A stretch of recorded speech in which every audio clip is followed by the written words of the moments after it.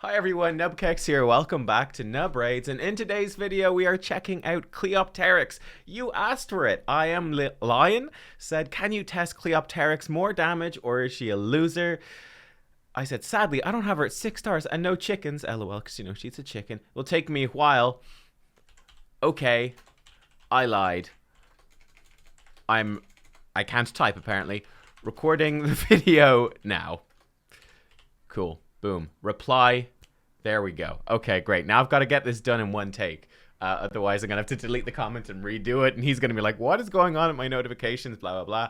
Let's dive in here, though. Let's just take a quick look at her in action. And then let's talk about what makes her so damn good. So, boom. She comes in and she smacks. I don't have her booked up quite yet, but you can see her damage is still good. I'm running her alongside ITHOS, but check out their damage, especially when they get smacking that boss, right? So, in ITHOS A1, okay, decreased defense is on now. So, this is a better comparison. Right, but her A1 hitting for about 50k, ITHOS AoE for about 60k, again her A1 about 70k, ITHOS A1 about 70k, right? So very similar amounts of damage. You can see in this run she's actually out damaging him. She almost one-shots the first wave. Wave 2, she doesn't have 100% crit rate, and I'll tell you why. So she doesn't quite one-shot it, but you can see that she's similar to ITHOS. She's very similar to ITHOS in terms of the damage output that she's putting out here, and they also have very similar gear. You can see, if you look at the numbers, that she does slightly less direct damage, but she does, as you can see with the extra 16,000 right there in the red text. I do have her with War Master, so that's giving her like the damage to sort of keep up, and boom, again, she's slamming through.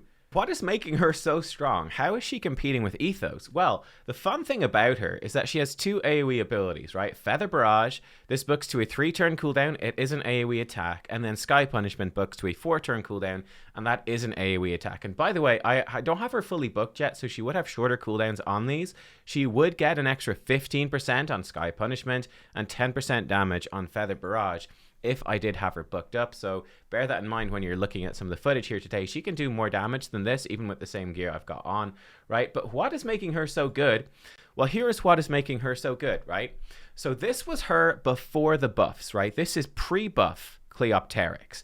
Her first AoE had a 3.9 times attack multiplier, and it didn't give her increased crit damage either. That was added on. Her second AoE was a 3.7 times attack multiplier. So these were okay hits, but nothing incredible. ITHOS, who we're comparing her to here, this is a triple hitter, so it's actually a 4.2 multiplier on his first AoE and a 4.4 multiplier on his second AoE, right? So those are his multipliers. What are Cleopterix's multipliers after the buff? Well, Hell Hades has the info, or his team got the info over on his website. Check it out, guys. Feather Barrage has gone up to a 4.5 times multiplier, and Sky Punishment is up to a 4.7. So this went from 3.9 to 4.5, and it got 30% increased crit damage buff as well.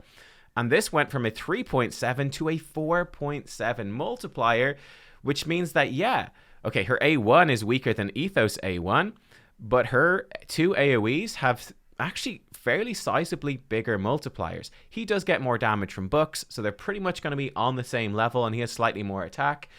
But at the end of the day, what does this mean? It means that Cleopterix, who is a free login reward champion, I believe it's for playing for 390 days, so 13 months, right? Because it's 4 months of collecting after you get Vizix, who's the 9-month champion.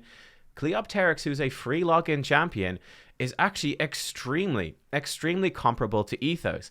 But it doesn't even end there, guys. It doesn't end there, because let's look at the specifics, not just her damage, but the specifics of what her abilities do. The first thing I want us to look at, we'll come back to the cool debuffs. The first thing, though, I want to touch on this. She gives herself 30% increased crit rate alongside this 30% increased crit damage for 2 turns on a 3-turn cooldown with this AoE. The insane thing this does, this is the Genbo effect. This is the Cold Heart effect, which is that this means you can build her with only 70% crit rate. And most of the time, she's going to be buffing herself up to 100% anyway. And this means we can squeeze a lot of stats out of her with even gear that's not that crazy. Again, in terms of fair comparison here today, I don't bother putting my ITHOS in Savage because I don't use them really for Arena. So he's not in Savage. His stats, by the way, he has almost 6,000 attack, 220% crit damage, and obviously he needs that 100% crit rate. We go to Cleopterix. How have I built her? Very, very similarly. She has 5,300 attack, so her attack, I haven't got the gear to get her attack as high as ITHOS, but since she's only at 71% crit rate, she's actually got 1% crit rate too much, we can crank her crit damage up to 258%. Her accuracy is almost high enough. It's a little too low. I don't have any accuracy stats on this necklace. I don't have enough silver to roll up one that does, unfortunately. So yeah, but there's room to grow here. And it's very easy to gear her up, guys. It's very easy because you don't need to be hitting that 100% crit rate. So I can show you the individual pieces. I just have her in a perception set and a cruel set. Obviously, a full set of savage or lethal gear would be better. She's also going to be really good in triple cruel. I do think that you want to get her accuracy high, though. So we've got this. These are the pieces. Crit damage gauntlets, of course, because she doesn't really need crit rate. Attack percentage chest, and then speed boots. You could put her in attack percent boots either, would probably work, because she doesn't really need to be this fast. Maybe for Doom Tower, that I'd say, actually, you know what? I'd say do put her in speed boots for Doom Tower Faction Wars. Then an attack ring with as much attack percent as you can, crit damage, and then an attack banner. Again, I could actually say you could definitely put her in an accuracy banner, to get her accuracy higher, and let's look at why now, because she has some awesome debuffs as well. So her A1 has a 30% chance to put weaken, bucks up to a 50% chance to put weaken. That's a baseline 50% against targets under hex. That books up to a 70% chance to put weaken if the target is under hex. Pretty cool. She also gives herself perfect veil for 1 turn if she kills an enemy who is under hex. And this is what I want you to bear in mind as we're looking through her kit. Right? When we look through her kit, I think she really thrives. She's just by default, right? By default, she's a big nuker, but she's really going to thrive when you pair her, specifically, I would say at the moment, with Mithrala Lifebane, who can come in and she's very fast, easy to build her very fast, and she puts AoE Hex with increased defense and attack on a 3-turn cooldown. So Mithrala is what really gets, is this a new animation? I don't know if I've seen her do that before. That was cool.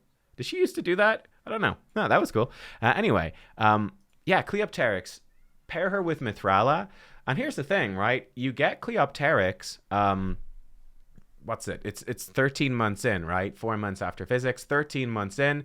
By the time you get there, you're not going to be that far off of Mithrala. You probably won't have Mithrala if you're free to play or low spender, because Hydra is quite difficult. But you should be at that point, you know, over a year into the game, where you will actually have some teams that are starting to make dents into Hydra, and you'll be working on Mithrala. And she is very much on the horizon, which is big for Cleopterix. Really good. So that's her A1. Now her A2, crit rate, crit damage, awesome. AoE attack. If the target's under Hex, has a 100% chance when booked of placing block active skills for 2 turns. Now this is fantastic. We're going to try this in the arena. We're going to see it a bit in Doom Tower as well. This is a really good control skill. So not only is she doing a really powerful nuke, but that's a very powerful part of control. And by the way, Mithrala does have an accuracy aura, 80 accuracy in all battles, to help you get to that accuracy you need with Cleopterix. And then her A3 puts 50% increased accuracy on her for 2 turns, then does her AoE. So this is great. She actually applies Hex herself for 3 turns. So that's nice to sort of enable herself. Bad thing about this is that she seems to just default. Her AI defaults into this. You do need to set up your AI presets to tell her to prioritize Feather Barrage, which you should really do. Hopefully they change that at some point. But yeah, if the enemy's already under Hex, she's a 100% chance to put Fear for 1 turn instead, and she's giving herself increased accuracy, hence why I think around about 200-ish accuracy is good. Pair her with I'd say 220 accuracy is good. Pair her with Mithrala. Mithrala's passive will take her up to 300 accuracy, and then when she gives herself increased accuracy, she's going to jump up to 450 accuracy, which is absolutely plenty. So yeah, she becomes, with Mithrala in combination or with another Hex-based champion who can apply Hex for her. Ruel would be another great example who can come in and apply Hex and increase accuracy for her. You put those in combination and she becomes not only a powerful nuker, but also having really good debuffs. This is going to possibly be good in Arena. It's a bit of setup to it, of course, but it can work in Arena, and it's going to be amazing in Doom Tower. And then she has Countermand as well. She counterattacks with a default skill whenever she loses 30% HP or more in a single turn. Always counterattacks if 2 or more allies are dead. So that second part's good for faction wars, maybe some Arena stuff. She actually triggers this fairly often. One thing I did notice is that it seems that I was running her in Revenge accessories first, and it seems like Revenge accessories and possibly counterattack masteries and stuff won't actually proc. It does seem like Countermand sort of overrides it, which is kind of a bummer. I never saw Revenge accessories proc when Countermand was on, and I had her in 3. So yeah, this doesn't seem to work, which kind of sucks. Maybe it's a bug, I don't know. For her masteries, I think there's like 2 sort of big ways to build her. I really like this setup, but then it's the question of War Master or Helm Smasher. Helm Smasher is going to be your go-to if you are going to be using her in the arena. War Master, I think, is going to be your go-to if you're using her for more PvE content and Doom Tower, that sort of thing. I don't know, you can test her out in both and switch it around, right? You get 1 free reset, but this is how I like to build her. So going down, we want to get her the accuracy skills, right? Give her more accuracy. I think that is important. Then give her Cycle of Magic, chance to cool down a skill is nice. And then I really want to get her lasting gifts, right? Chance to extend her buffs, because she's putting increased accuracy, increased crit rate, crit damage, possibly even perfect veil. She has a lot of buffs on herself, and you get a lot of value if you can extend those durations. So I think lasting gifts is really worth it on her. Then we're going to go down a fairly standard nuke sort of tree. So more damage on the first hit, more damage to targets with more health. We're going to give her a chance to decrease the cooldown of her skill. This is going to be great because if we're using her to campaign farm or for faction wars or Minotaur, Doom Tower normal, she's absolutely going to trigger this all the time. We're going to get her methodical behind my head. She counterattacks a lot with her default skill, so scaling it up is good. Kill streak, big chunk of extra damage when she kills stuff, which she will. And then, yeah, War Master or Helm Smasher, depending on where you're using her. Let's go see her in some more action, shall we? So first of all, let's go to Doom Tower. Let's go to Doom Tower normal first, where I'm clearing through. I've been testing her in a couple of comps. So, I mean, just in my sort of standard Doom Tower normal comp, which is sort of this thing, it's just a whole bunch of damage dealers, and we just slam through, right? Let's see how she does in this one. So we know she's pretty quick. Actually, I need to turn the speed up. By the way, she's really cool animations. Like, I feel like that's kind of a new animation. I'm not 100% sure, but I feel like it kind of is. But yeah, boom. You can see her damage is really solid, really nice. We're cutting on through. And again, if we had her bucked up, she would be hitting harder, and she'd be back to her first AoE probably. Oh, she's back to it anyway because of the mastery. Now, if you have her bucked up, that's going to be more consistent that she'll get back. That was her mastery, the chance to decrease her cooldown. Or possibly, again, you saw it right there. The other mastery, the 5% chance to reduce a cooldown. So that's part of what's speeding her up. But you can see she's slamming on through. You can see for Doom Tower normal, War Master's not adding too much. This is where Helm Smasher will be better. But yeah, for normal, she's absolutely clapping these dudes. Absolutely clapping them. I mean, part of that is that she's sort of hogging the damage to these enemies. But boom, there she goes. Nice smack. Like, because she's one of the first to do her AoEs. That's part of why she's hitting so hard. But yeah, it's pretty good. It's pretty damn good. Does she completely replace ITHOS? I would say no, because ITHOS, as you can see, he's Void Affinity. And because we built him with a 100% crit rate as well, that he is going to be better on like wave 2 when she doesn't have the crit rate buff on. But she's absolutely doing well. She's absolutely smashing. Now, let's go over to Doom Tower Hard. Let's see her there, which is probably more important. I was looking for, was it this floor? Yeah, okay, so this floor right here, we've got a lot of Force Affinity. So she's obviously going to be really bad against Magic Affinity enemies, so you need to watch out for that. But here's a sort of comp. This is obviously, it's 5 legendaries, okay, but I mean, by the time you get her, you're over a year into the game. But more than that, these are all guaranteed legendaries, right? So you will have Arbiter and Vizix by the time you get her, or you really should. You shouldn't be too far off Mithrala or Lydia. You know, by the time you're a year and 1 month in getting her, like, to put it in context, I've been a very low spender in this game. You can check out my account showcase. I've been playing for a year and a half, though obviously, you know, I'm pretty hardcore in terms of min-maxing stuff as much as I can. You shouldn't be too far off getting these. So this is a comp that you will be able to put together relatively reasonably. And we'll see how it goes. So the point here is that Mithrala is giving us that accuracy aura. And by also giving us Hex, we're actually outsped here. Hopefully she'll be fine. She is kind of squishy, as you can see. Boom. But that Feather Barrage comes in. And look at that. She's actually put block active skills on a number of the enemy. So 1, 2, 3, 4. 5. Actually, there's block active skills on everyone on the enemy team. Then she comes in with her other hit, and now she's put out fears as well. Obviously, they've also been petrified by the Mithrala and stuff like that, provoked. We could actually take it off of auto and actually see her in action now. So, for example, let's smack him. Good chunk right there. Decent hit. Maybe we should kill the Candrafons first, actually. They're actually dangerous, even with just A1s. So let's actually be a little careful. We can use Visix A2, that's fine. Visix is also great here. Visix is giving us some of that crowd control. Yeah, let's do this to remove the buffs. Just save ourselves a little bit of health. See if we can push his turn meter back a bit. Can Cleopterix get in first? Doesn't look like it. We'll just smack him here. All right, Cleopterix is in. Boom, 44,000 against him. Lovely. And yeah, let's actually just go through this on manual. Let's really focus on what she's doing here. And when we get into wave 2, yeah, we can clap him with Arbiter. Yeah, hit him, fine, and bam, big hit right there, really nice. You can see the War Master's doing a bit more.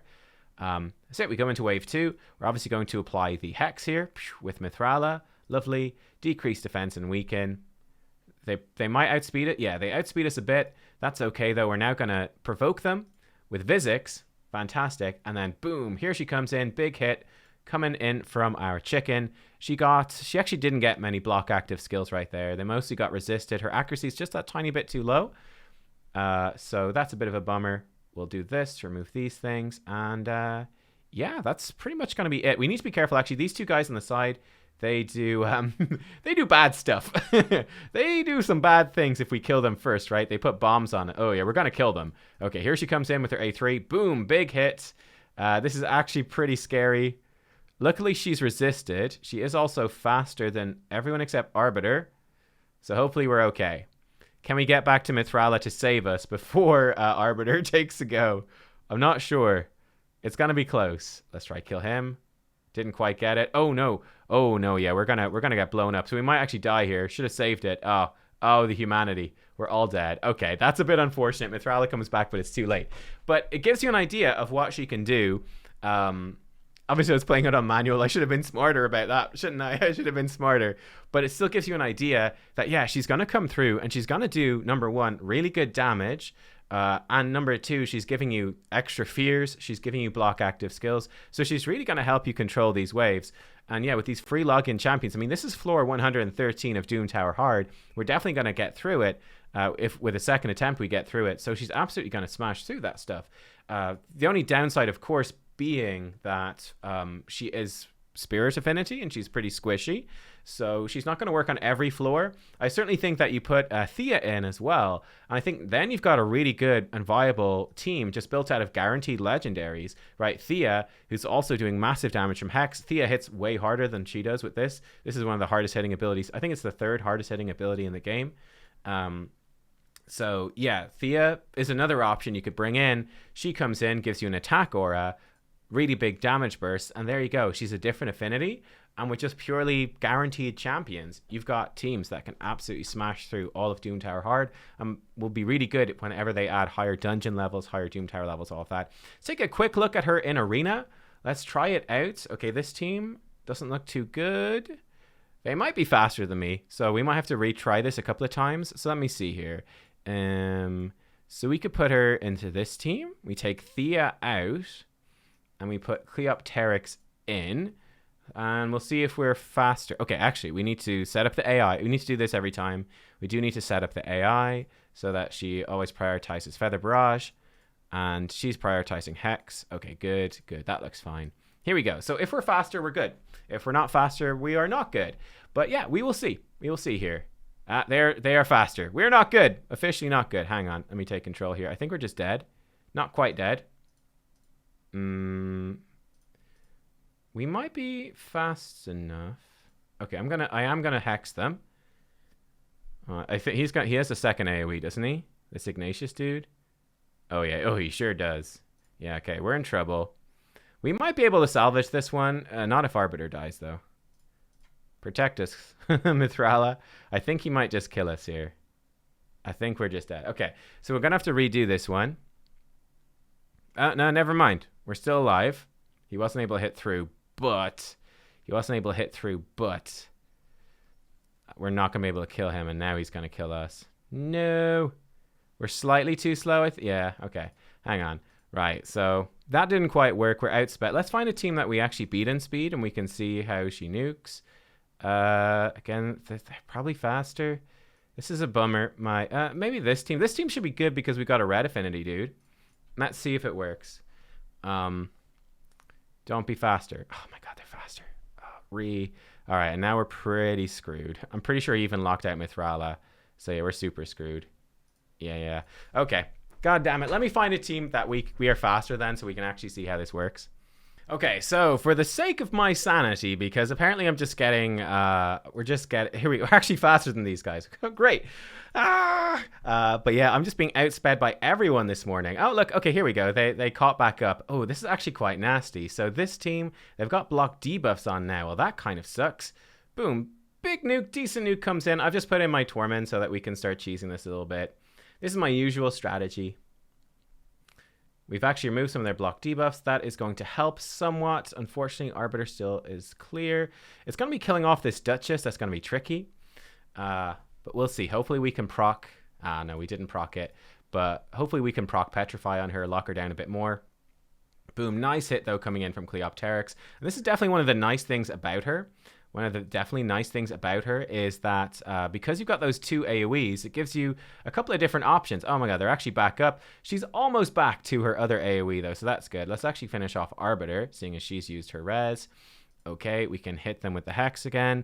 A little bit scared of him over here, but we should hopefully be fine. And yeah, it's actually AoE with Torment. That locks him down. But yeah, I don't know. How much do you guys farm speed gear? I just never farm speed gear. Which means that I'm pretty slow, but who cares, right?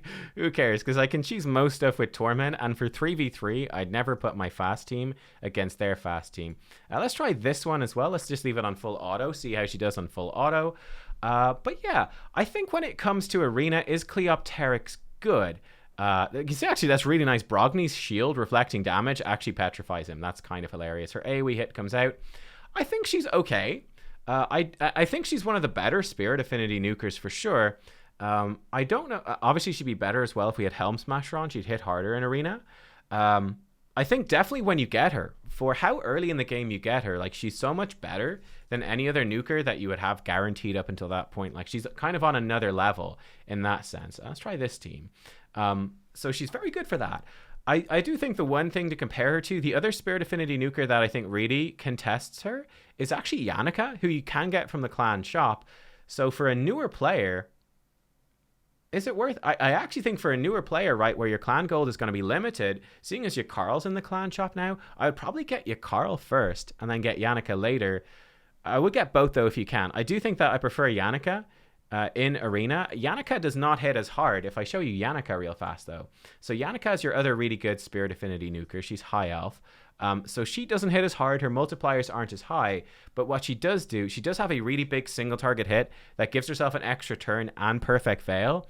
So if she goes first, right, number one, you can potentially nuke down the enemy's reviver, which is very useful for that early to mid game where they're not going to have very good stone skin gear or reaction accessories. This is a great move. It also keeps her very safe with the perfect veil, which is very helpful.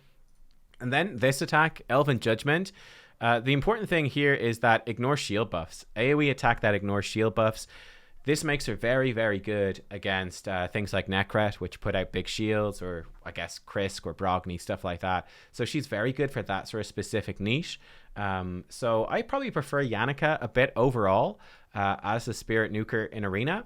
But she's not crazy better by any means. They're pretty similar. Like, you could honestly just use Cleopterix nowadays, I think, and you're going to be pretty happy. She's actually kind of awesome.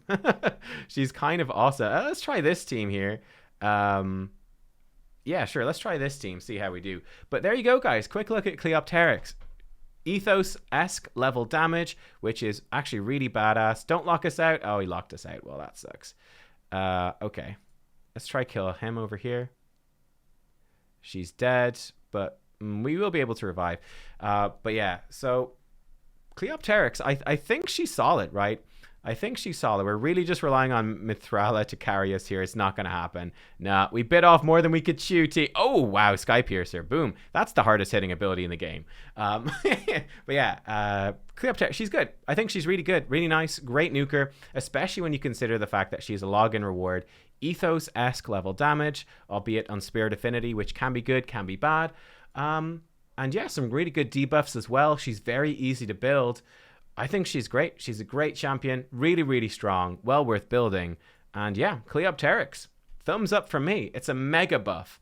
And yeah, she's super good. She's super good. Thank you for watching, everyone. I hope that you enjoyed, and I will see you next time. Bye-bye.